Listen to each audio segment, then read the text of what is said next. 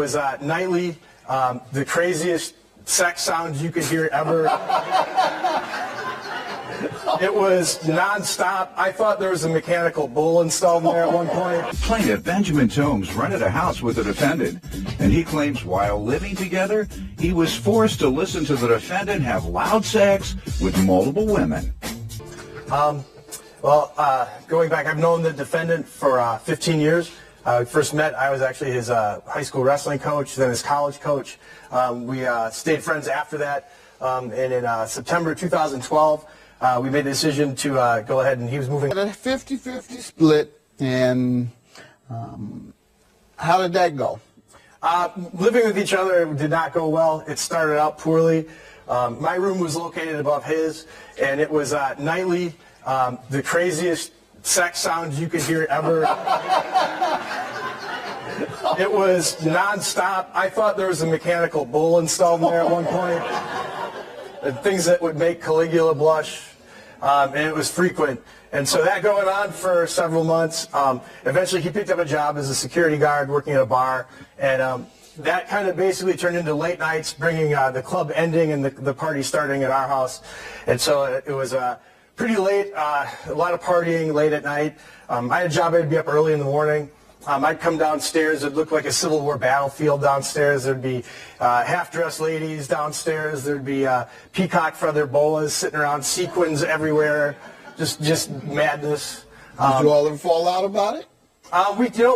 We talked about it a couple times, and eventually we hit a snowstorm in the winter, and it got kind of progressively worse, and I decided, we need a chance to kind of maybe just go do something and talk about it. We started making a big snowman, and it turned into a snow hoe in our front yard. And it kind of gave us a chance to talk about it. I actually have pictures of it. I thought it would be funny and a way for us to kind of talk about things. And it just kind of turned into something where you get a chance to talk about things that are going on. And I said, this needs to curb a little bit. He agreed. And at that point, the old sex fiend again, huh? She was beautiful. Very. It was a masterpiece. So we talked, we joked around. It gave me a chance to kind of talk about it. He said it would settle down. Did it? It did briefly, and that picked up again, and eventually got a lot worse. I picked up a steady girlfriend. She was getting upset with me because there were constant girls at the house. All right, let me hear from him, sir. Well, as you said, he's been on me for a long time. Coach, I call him Coach, I don't call him Ben. It's just a habit. When we first moved to that house, I had people over, but, I felt like our relationship took a turn for the worse because I felt like he was kind of idolizing me. He kind of wanted to live the younger life that I was living. I mean, I'm the younger, more attractive one, so I brought, I take issue with that, Your Honor. I brought the young, attractive people over to the house. You had a bunch of women coming by there, but couldn't pay your rent. Not quite. A lot of times, I suggest that people focus a little bit more on work than women when they can't meet their financial responsibilities. So, anything else other than you had a bunch of women, you look better than him, I'm the man, I got them all, I bring them to the house, but I can't pay my rent. Where you work, sir? I worked at a nightclub. You worked at the nightclub. I was a security guard. I was a security officer. Security guard at the nightclub. Where you work? I'm a college writing instructor. College professor. Sort of, I guess. Yeah, I guess so.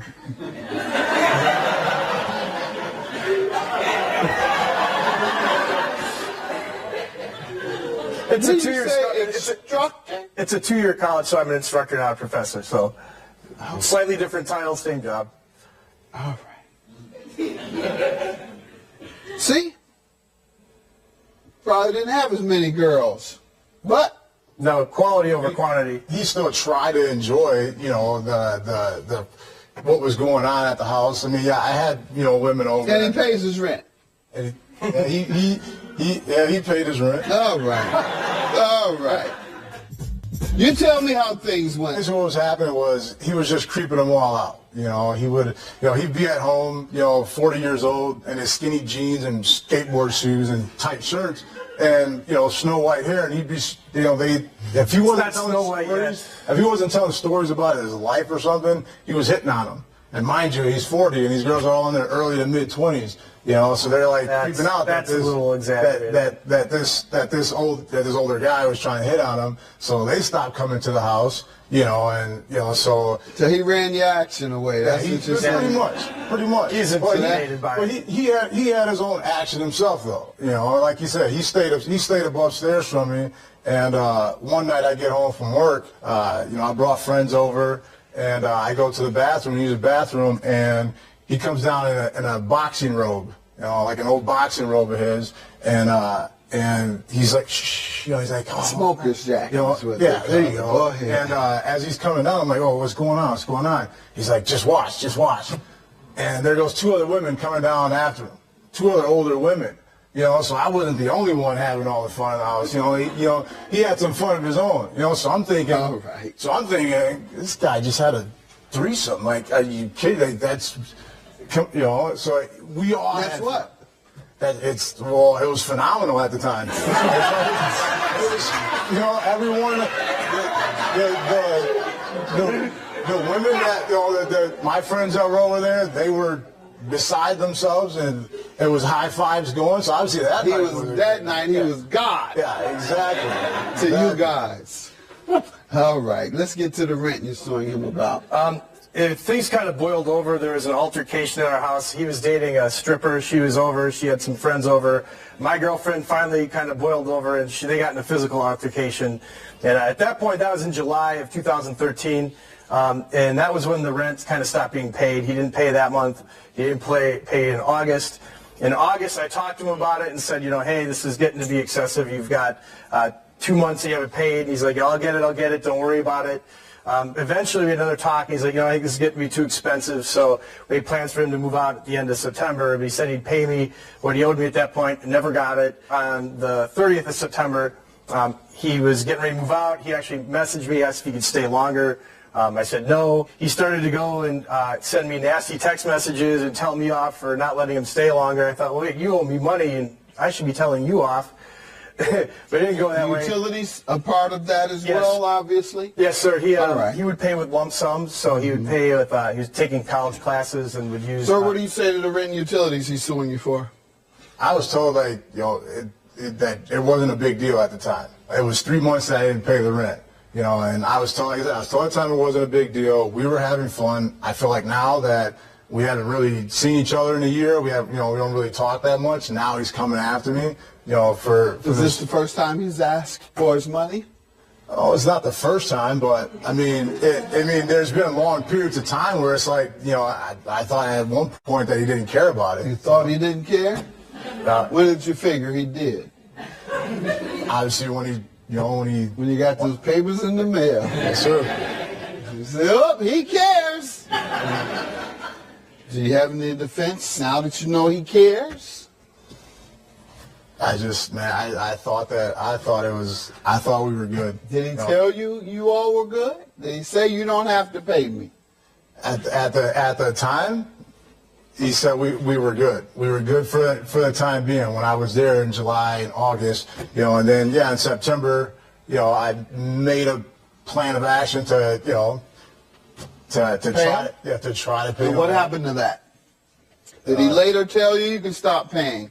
Or forget your plan? No, sir. All right, then you still owe him.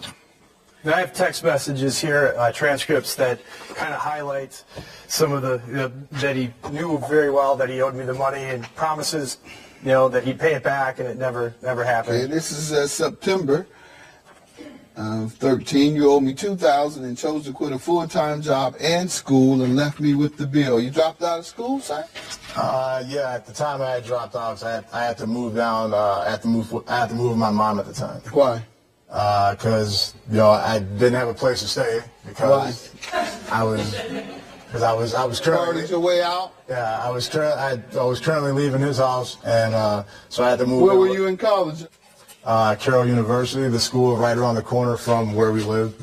Right around the corner, very convenient. Walk to class, get your college degree. Instead, you wanted to be a security guard at the nightclub and party your nights away with the women. Then you end up having to go back and live with mama.